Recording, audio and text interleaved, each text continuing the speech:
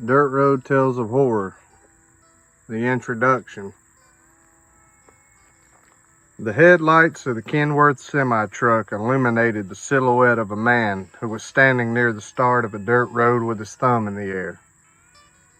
Rhett Howell engaged his jake brake and started to shift down in order to stop the semi to speak with the apparent hitchhiker.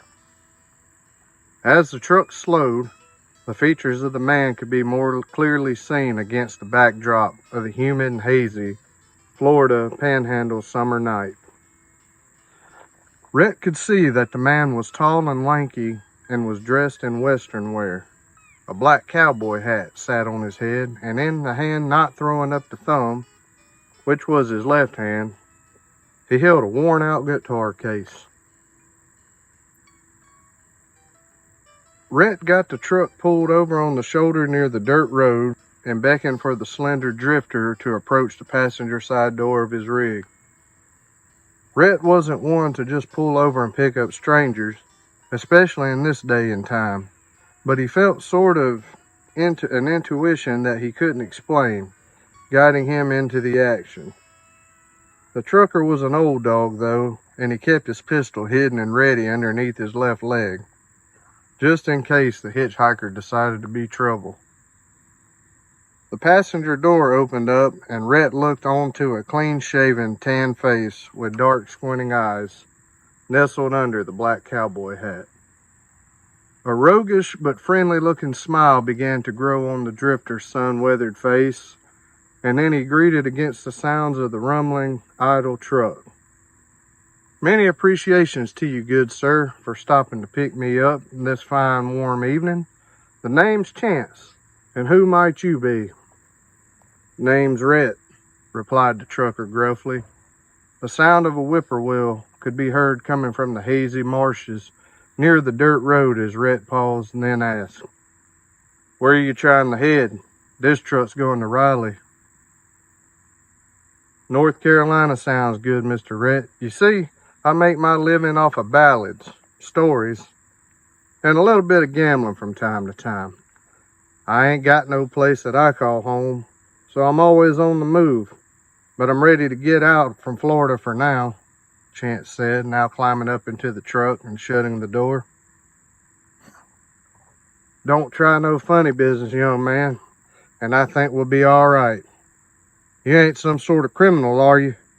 Not that I reckon you'd tell me if you were," Rhett remarked, noticing that the stranger wore a shiny silver medallion outside of his dusty pearl snap Western shirt.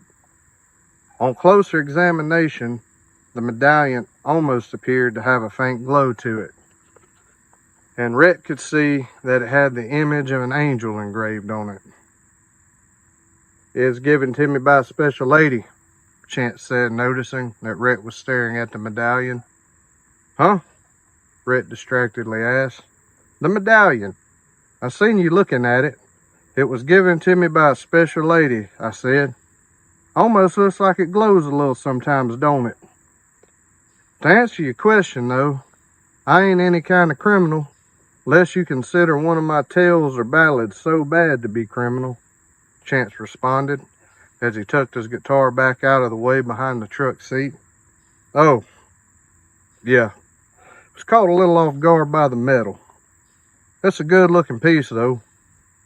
I guess I'll get this rig back on the road and we'll be on our way," Rhett said, coming back to his senses.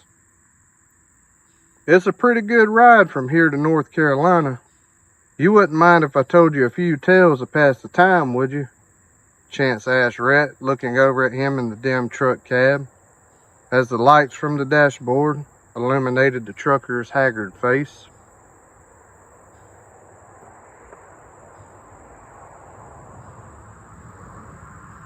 "Sure. Go ahead, like you said.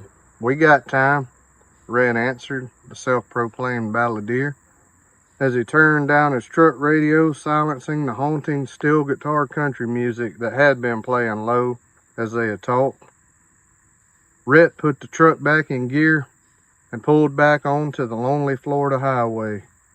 The truck rumbled and shifted gears as they accelerated.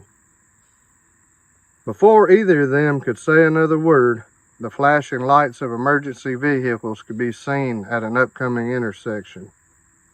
When they got up to the intersection, a cop stood in the road waving them cautiously around a crash involving two vehicles.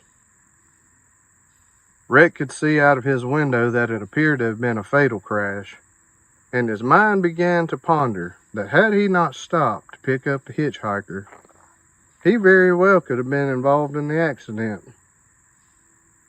Pure luck or coincidence? Rhett thought silently to himself. Hate to see that. Chance broke the silence sympathetically. Yeah, that's a terrible thing to see, Rhett answered back, keeping his eyes focused straight on the darkened rural road ahead. After they'd made it about 20 miles or so down the road, Chance decided to speak again.